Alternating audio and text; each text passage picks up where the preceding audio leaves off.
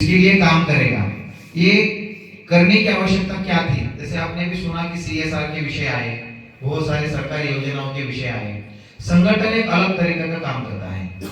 संगठन कभी आक्रामक भी हो सकता है, संगठन प्रश्नों के ऊपर काम करेगा, और यह संगठन तो दोनों तरीके पे काम करता है। प्रश्न भी है, हम खाली प्रश्न लेकर नहीं जाएंगे समाज में, सरकार में उस प्रश्न का उत्तर भी क्या है वो हमारे पास होना चाहिए। इस तरह से हम काम करते हैं, क्योंकि हम ग्राउंड में काम करने वाले कार्यकर्ता है, लोगों के बीच में जाकर काम करने वाले कार्यकर्ता है। लेकिन हमारे समझ में आया कि जब से सीएसआर आया है ना, बहुत सारी एनजीओ का जन्म हुआ है, बहुत सारी एनजीओ का जन्म हुआ है। जिन्हें जरूरत है उस पर पैसा नहीं जाता है। वर्ल्ड बैंक का भी कितना पैसा डिप्राइव्ड क्लासेस के लिए रिजर्व होता है, लेकिन ये पैसा सही हाथों में नहीं जाता है। जैसे मैं देश भर में प्रवास कर रहा था, दादा भी प्रवास करते थे, हमारे ध्यान में आया बहुत सारी एनजीओ जिनके नाम नवजीवन, नवनिर्माण ऐसे नाम लेकर ये जो जनजातियों इस ट्राइब्स में काम करती है, ज्यादातर दक्षिण भारत में या नॉर्थ ईस्ट में आपको ये संगठन दिखेंगे। और ये संगठन ये सीएसआर का फायदा बहुत लेते हैं। ये सरकारी जो फंड होते हैं, क्योंकि उन्हें पता नहीं काम कौन करते हैं। नाम तो मेरे जैसा होता है अनिल फंड, लेकिन मैं वो नहीं होता हूँ जो मेरा नाम है, मैं कुछ और होता हूँ और मुझे कुछ और मिशन के लिए भेजा गया होता है। इस समाज में इस तरह का काम चालू था। और ये जो डिनोटिफाइड ट्राइब्स मैंने आपको बताया, ये कौन है?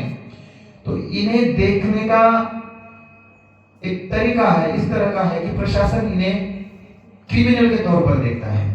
अभी वो एक्स क्रिमिनल भी है, डिनोटिफाइड के जो नोटिफाइड क्रिमिनल थे, डिनोटिफाइड हुए 1952 में, अभी वही के वही है।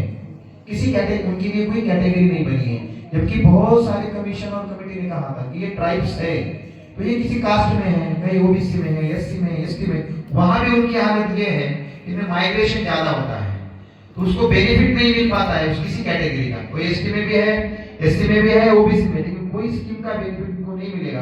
क्योंकि क्या होता है हमारे समाज में, जो समाज ज्यादा संख्या में होता है, जिसकी ज्यादा ताकत होती है, वो सब कुछ ले पाता है। इनमें तो एजुकेशन का ड्रॉप आउट इतना है कि 5th क्लास तक की 90% तक बच्चे पढ़ नहीं पाते हैं, आगे पढ़ाई नहीं होती है। तो अब सोचिए कि ये अभी तक, हम तो बहुत आगे की बात करते हैं, सामाजिक प्रवाह में भी ये लोग नहीं आए हैं। बहुत सारे कमीशन का आप रिपोर्ट देखेंगे तो कहा जाता है कि भारत में इनकी आबादी 15 करोड़ से ऊपर है, लेकिन इनमें एजुकेशन का परसेंटेज 2% है। एजुकेशन का परसेंटेज है, बाकी जॉब का तो हम छोड़ देंगे। और इस तरह के समुदाय में बहुत सारी एनजीओ, फाउंडेशंस काम कर रही, जो साउथ इंडिया में हमें देखने को मिली कि ये धर्मांतरण का विषय इसमें ज्यादा है इस समुदाय में। हमने बहुत सारी, दादा ने क्रिमिनल ट्राइब सेटलमेंट में विजिट करी। आपने क्रिमिनल ट्राइब सेटलमेंट का नाम सुना तो होगा, आपको पता है क्या होता है? ब्रिटिशों के खिलाफ ये लोग लड़ते थे, उनको लूटते थे, इनको ठग्स ऑफ इंडिया जैसे आप जानते हैं, ऐसे बहुत सारे फिल्में हैं। तो इनको कंट्रोल करने के लिए अंग्रेजों ने जो क्रिमिनल ट्राइब एक्ट लेकर आए थे 1871 का, उसे 1924 के तहत क्रिमिनल ट्राइब सेटलमेंट बना दी। मतलब क्या करने का, ये जो पूरा ग्रुप है ये अंग्रेजों के खिलाफ लड़ता है, इसको तोड़ना है। तो इसमें से कुछ लोग उठा के एक जगह पे उनको सेटल करने का एक कंपाउंड रहती है, उस कंपाउंड में, और उनका आना जाना समय सब नोटिफाइड करना। बाय बर्थ जन्म होता है, हम तो खुशी मनाते हैं ना जब घर में जन्म होता है, तो इनको पुलिस को बताना पड़ता था कि वो बाय बर्थ क्रिमिनल होता था, बाय बर्थ क्रिमिनल। तो कितना भयानक परिस्थिति थी इनके साथ। और इनमें अभी क्या हुआ कि समाज स्वीकारता नहीं है, प्रशासन ध्यान नहीं देता है, किसी सरकार का ध्यान नहीं है, तो इन समाज में इस तरह के एनजीओ सक्रिय हो गए और इनको थोड़ा मान सम्मान मिला, कुछ थोड़े से कपड़े मिलते हैं, कुछ एजुकेशन की बुक्स वगैरह मिलती, धीरे धीरे इनका धर्मांतरण बहुत बहुत तरीके से आपको साउथ इंडिया में देखा जाएगा। आप पहचान नहीं पाएंगे, नाम यही रहेंगे लेकिन धर्म यही नहीं होता है उनका, कैटेगरी वही रहेगी, धर्म वो नहीं होता है उनका। क्यों नहीं होता है? इस तरह के एनजीओ, सरकारी पैसा, सीएसआर का पैसा, जिस तरह से सरकार ने जिस भाव से इस कानून के लेकर सरकार लेकर आई, उसका मिसयूज होने लगा। और दादा को लगा कि सरकार कहां तक जा सकती है, एक आयोग सरकार को अपना रिपोर्ट देगी, सरकार योजना लेकर आएगी, लेकिन जैसे कहा कि सरकारी योजना बहुत है, सरकार की इच्छा है, ब्यूरोक्रेट्स की भी कुछ उच्चतर अधिकारी की इच्छा होती है, इम्प्लीमेंटेशन का विषय आता है, पर सिंप्लीफिकेशन ऑफ इम्प्लीमेंटेशन यहाँ पूरी गड़बड़ है। अगर इन समुदायों के लिए जहां मैं बोल रहा हूं कि 2% इनकी शिक्षा का विषय है, तो इनको ऑनलाइन या कोई कोर्सेज की बात पूरे ऑनलाइन हो चुके हैं, इनको क्या लेना देना है ऑनलाइन से? तो इनको जीने का भी मतलब आज काम नहीं करेंगे तो रात को इनके घर में खाना नहीं मिलेगा, ऐसी अवस्था है। आप अभी जहां मंदिर के बाहर जा रहे हैं, कभी पूछिए, आपको यही लोग मिलेंगे जो फूल बेच रहे, कुछ ना कुछ काम धंधा, यही लोग मिलेंगे, कोई और नहीं मिलेंगे आपको। तो इस तरह का विषय। दूसरी बात, वहां मंदिर में किसी ने भी चोरी की, पुलिस आके इनको उठा के लेके जाती, पहले इन्होंने की, जैसे कि ये चोरी है। तो इस तरह का विषय इनमें काम करना चाहिए। इन लोगों के लिए काम करने के लिए एक जैसे सीएसआर के साथ ये फाउंडेशन जोड़ना है सही मात्रा में। आप अगर आप 2015 के बाद आप देखेंगे जितने सरकारी डॉक्यूमेंटेशन आ रहे समाज के बारे में, तो यही आ रहे कि यह समाज, इसका योगदान भारत के संस्कृति में, धर्म की रक्षा में इतना रहा है कि आप थोड़ा सोचिए, समाज को लगने वाली हर चीज यह समुदाय देता था, हर चीज। आप जितने किले देखेंगे, जितने राजवाड़े देखेंगे, उनके उन जाति के नाम आप निकालिए, वो आपको घुमंतु जनजातियों से ही मिलेंगे और कोई नहीं मिलेगा। इस देश के जितने रास्ते हैं, जितने रोड से डिस्कवर करने वाले यही हमारे धनगर, पाल, गडरिया जैसे समाज होते थे, जिनका उपयोग अंग्रेजों ने किया।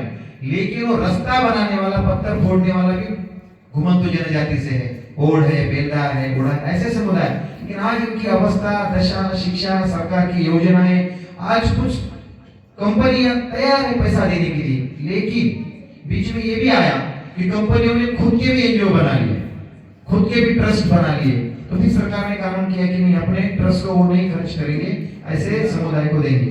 लेकिन होता क्या है, मुझे बहुत खुशी हुई इस मंच पर इस विषय से जुड़े हुए लोग हैं आए, उन्होंने अपनी बात रखी। मैं उनसे भी अपील करना चाहता हूँ कि ये जो इस तरह के जो फाउंडेशन है, आपके पैसों की जरूरत सही मायनों में इन लोगों के लिए है और इन लोगों के लिए काम करने वाले संस्थाओं के लिए है।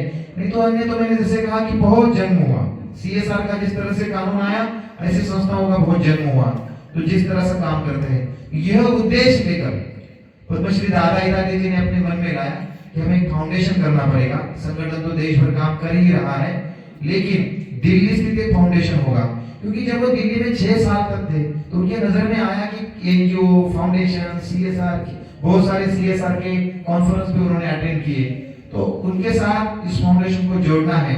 इस समाज के जो जो प्रश्न हैं, वो शिक्षा के हो, उनके संस्कृति के हो, कला के हो, उनको जतन करना है, उनमें प्रसार करना है, प्रचार करना है और उनको समाज के मुख्य धारा में लाना है।